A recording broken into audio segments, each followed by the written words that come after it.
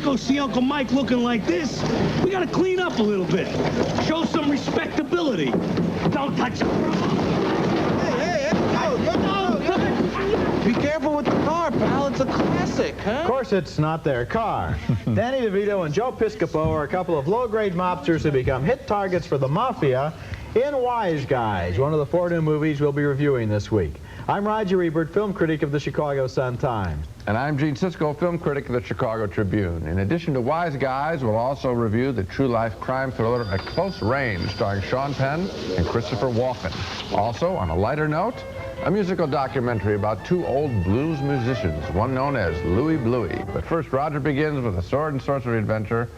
I thought we were through with that kind of picture, Raj. Based on this movie, Gene, I think we are. Our first movie is named Legend, and it tells the story of a battle between the forces of light and the forces of darkness, and a struggle for the control of the magical unicorns who hold the key to this ancient conflict. It is about a brave, handsome young hero and a plucky, beautiful young heroine, and about an evil monster who lives in the fires below and schemes to destroy both of them. In other words, this is one more high-tech, prehistoric teenage special effects movie. Here's a scene where the 2 young lovers, played by Tom Cruise and Mia Sara, glimpse one of the rare unicorns in a forest clearing. You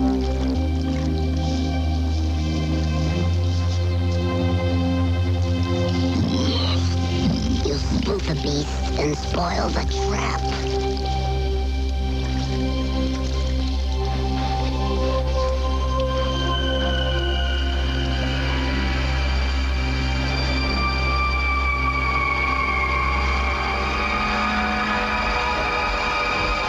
This shall be just as sweet as pie.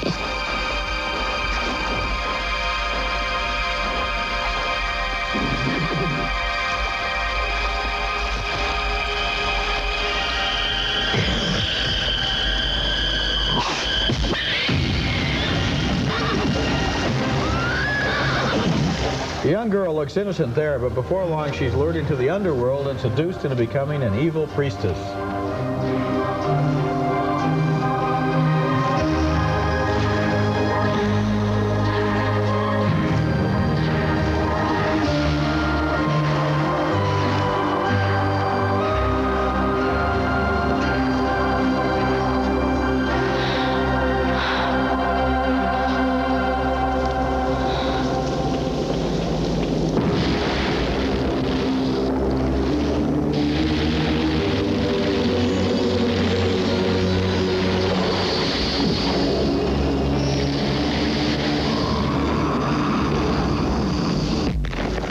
Tom Cruise ventures into the cavern of darkness to rescue his girlfriend and is locked in a battle to the death with one of the evil warriors.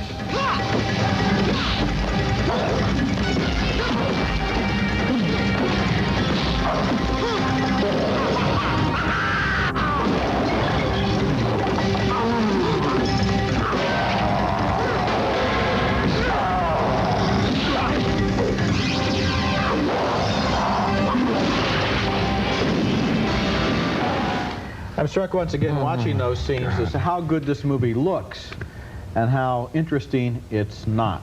This is the kind of movie that either you get into it right away or you don't get into it at all, and I didn't. Legend has all of its parts in the right places, and the special effects look great, and Tim Curry from Rocky Horror Picture Show does a terrific job of playing the Prince of Darkness, but the movie lacks a certain lightness of touch. It's like a lot of other recent dreary sword and sorcery epics, all filled with dark shadows and pretentious declarations of doom and gloomy symbolism. A movie like this needs, what it really needs is a little of the cheerful Errol Flynn-style swashbuckling spirit of adventure from the old days of Hollywood. It takes itself too seriously and winds up getting lost in its own pretension. Gee, I wouldn't even throw any of the compliments you threw at it. I didn't think that Tim Curry to me looked like he'd come off that deviled ham little thing, that Underwood deviled ham package, and they just, dressed him up in the red stuff. The girl, they're using her for a music video, I suppose. Tom Cruise, one of my favorite young actors from Risky Business. What is he doing in a picture like this except cashing a big paycheck? I hope this is the last one he does. This genre has been beaten to death. To me, Roger, I thought what you were going to say at the end of that last clip is Doesn't it all look the same? Doesn't it all blend together? Haven't we seen 20 hours of molten lava and rocks and creatures and all this stuff? It bores me to tears. They've lost it. There's no excitement. The first time, maybe, this is dead meat. Yeah, well, that's my whole point. The first time, maybe this would have seemed better to you because it is a good-looking movie. It's directed by Ridley Scott, the man who made Alien, and it does have, you've got to admit, it has a level of technical competence to it. They've put a lot of interesting work into what's on the screen. Roger, they just haven't made it into a story that anybody wants to watch, Roger, or that anybody would ever care about. You know what that is? To me, that's just money. Give somebody $15 million or whatever this picture costs, and anybody can do that. Yeah, no but of achievement. course, they gave $15 million to the folks who made Return to Oz, and they didn't do this well. Coming up next, how angry do you have to get in order to want to kill your father? I were to give you a car. That don't mean nothing. I gotta see something in you. I gotta see you got something right here. Our next film, At Close Range, is going to be one of the year's most controversial, if anyone goes to see it. It's so violent that many people will stay away. What they will miss are two very fine performances in the service of a story that was pretty worthless to me. The performances belong to Christopher Walken and Sean Penn, two of our finest risk-taking actors, taking quite a risk, playing two pretty rotten characters, with Walken being the leader of a band of thugs, and Penn playing his unloved son, seeking to gain, in some way, his father's respect. Actually, I think Sean Penn would just rather take off with his girlfriend, played by the excellent young actress Mary Stuart Masterson. In the beginning, they have a nice, exciting relationship. I thought about your smile a lot. I thought about you, too.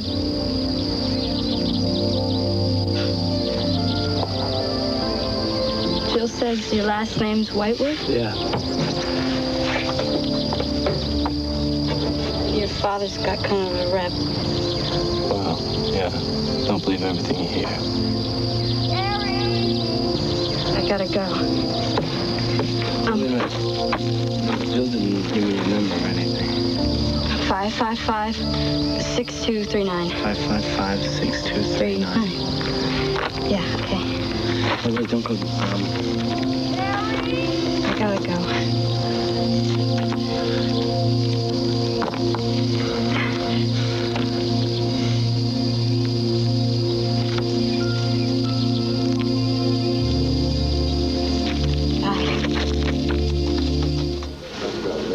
But then Sean Penn's father worms his way into their relationship, and everything turns sour, and the film's incredible orgy of violence begins. What do you think of that?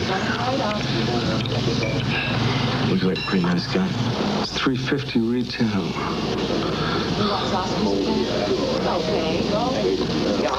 I got a good price on mine. Real good. Don't touch it. Can I? Is that all right?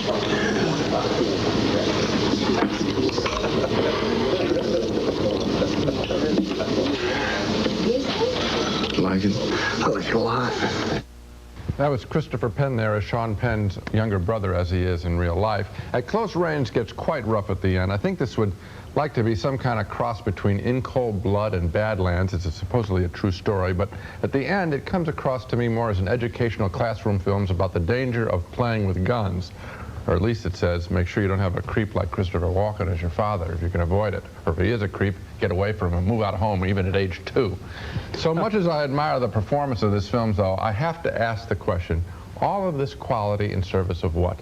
To me, it's a film that glorifies the very violence it wants to knock. There's so much glory and good-looking photography of the violence early on that I think the picture doesn't even know what it's putting on the screen. It's well acted and directed, but for me, thumbs down. Well, first of all, I don't believe there's a single frame of this movie that glorifies violence. Quite the opposite. This is one of the most realistic and unglorified portraits of violence I've ever seen. But the part of your review I agree with are the performances, Christopher Walken and Sean Penn. And with me, looking at this movie, it was a real close call because, frankly, this is an unpleasant story about unpleasant people. Right. And so there was a tendency to say, well, I just don't want to look at that, and so I'll give thumbs down. But the fact is, this is an extremely well-acted and extremely well-made film, and so I'm giving it a favorable reaction just on the basis of the fact that so much artistry and craft went into this story. But Roger, look at the films that I named, In Cold Blood, Badlands, also about creepy characters, films that I love. So there had to be a difference. And I know that you like those other films, Yes, because I did. Much Right. better than this.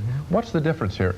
Here I think the difference is that early on, the way the girl and Sean Penn are excited by, initially, the violence, shows the attractiveness and the excitement of guns and all that. I think a lot of kids would back off much early on. I think this film embraces violence about 3/4 of the way, and then at the end it tries to have it both ways and comes down hard against it. Oddly enough, when you mention Badlands, the funny thing about Badlands is that it does exactly what you say this film does. It does, in a way, present these people as people we can identify with, characters that we have sympathy for, and then places them in a violent situation. This movie doesn't do that. No. It's much closer to In Cold Blood. I just think it's such a good example of filmmaking that anyone who wants to keep up with what's happening in American movies and what's happening once again with these two terrific careers, Christopher Walken and Sean Penn, name me two better actors, has got to see this movie just to keep up with things. If you want to see the actors, fine, but I wish they picked a better vehicle to present their talents in, as they will, I'm sure, in their next film, because this one doesn't quite make it. Next at the movies,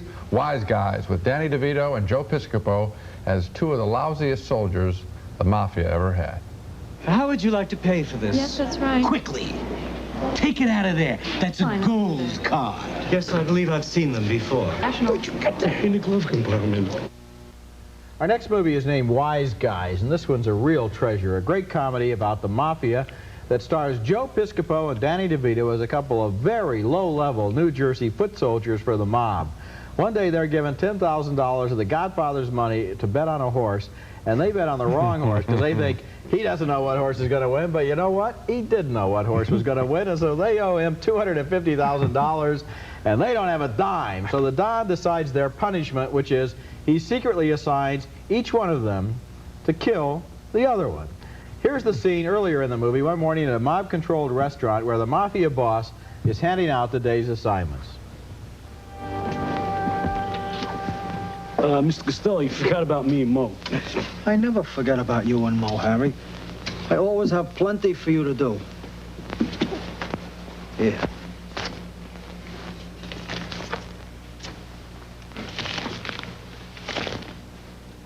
It's your grocery list and your dry cleaning. You don't think that I'm going to trust these other gavones with that? Happy to do it for you, Mr. Costello. Mo, you're about a 40 regular, right? Yes, sir. Try this on. A jacket? For me, Mr. Costello? Go over this. Let me see how it looks in the light. Oh, sure. Hey, Mr. Costello, a jacket, thanks!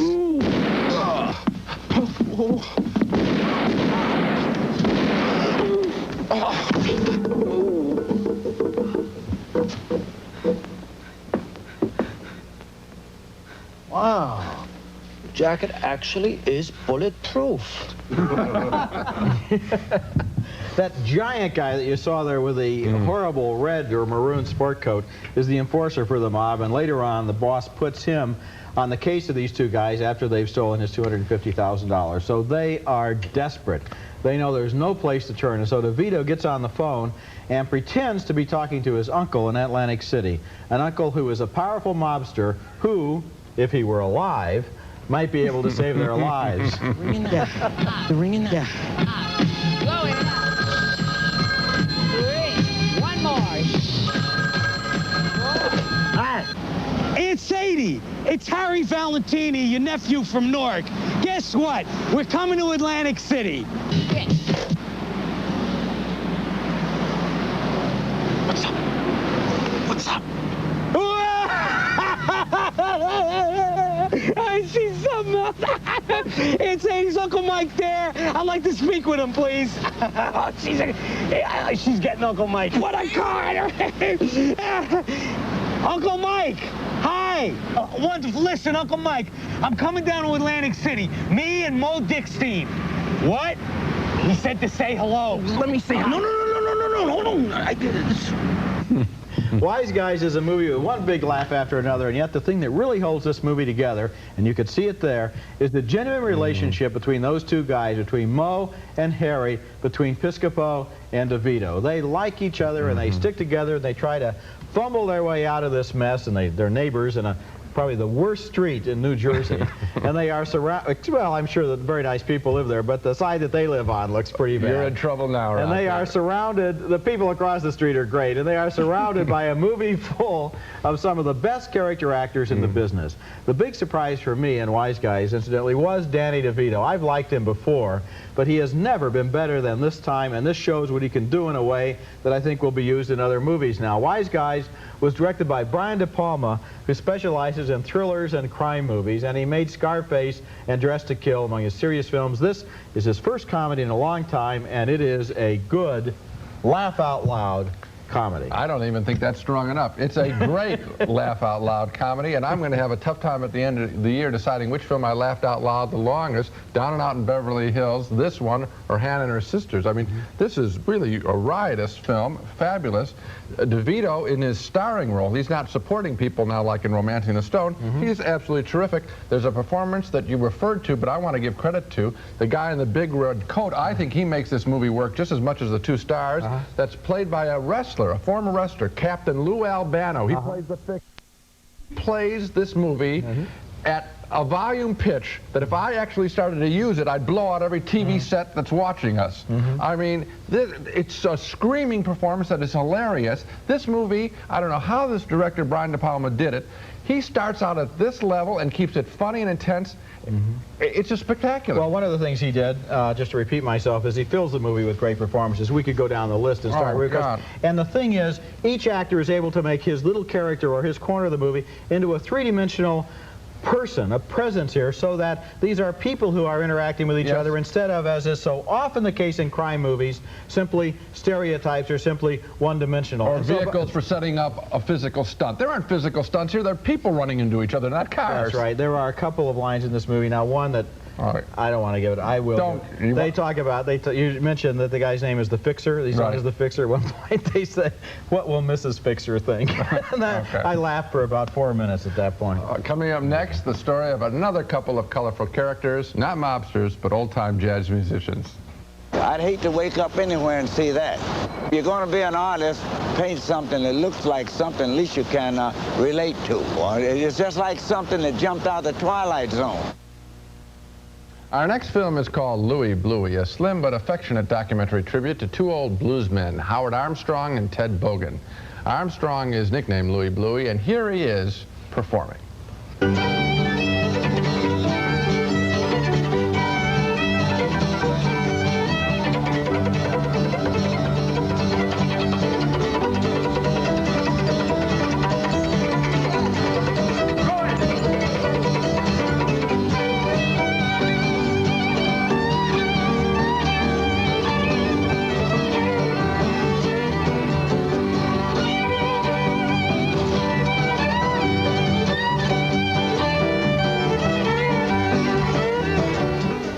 Fabulous. Could listen to that all night long. Howard Armstrong is a multi-talented man, though, we learn.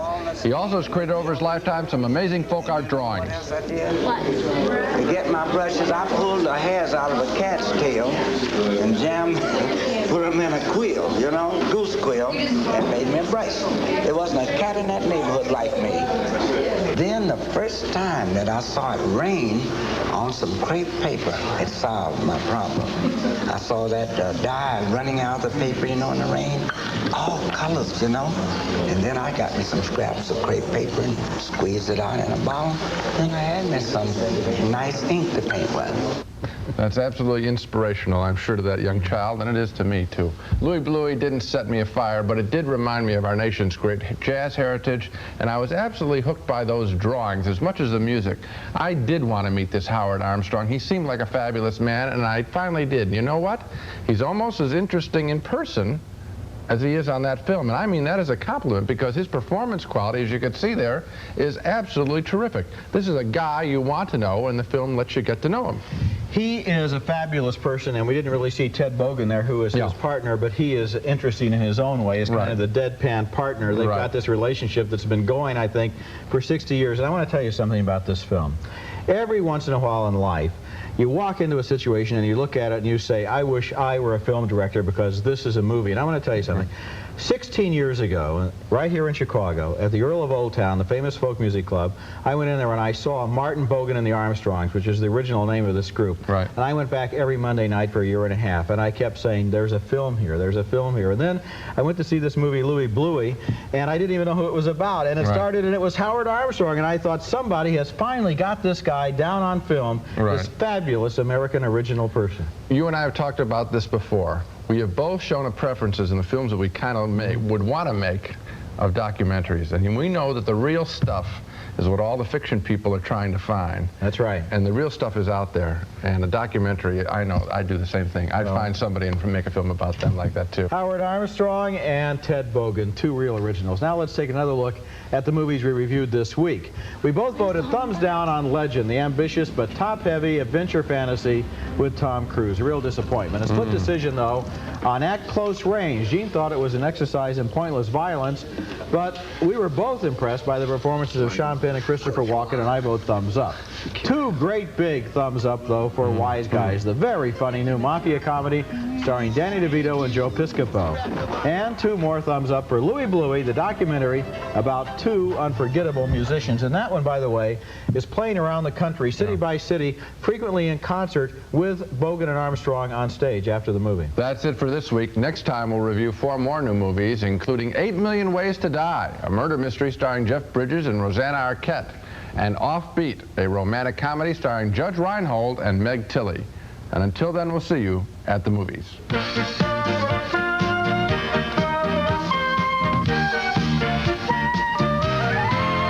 Raisinets and Goobers are playing everywhere, starring plump, juicy raisins and great golden peanuts. Both now feature creamy Nestle milk chocolate. The exclusive Maytag full-size stacked washer and dryer with computer touch controls. It fits almost anywhere. It's from Maytag, the dependability people. Curel moisturizing lotion. Most women agree. Curel ends dry skin.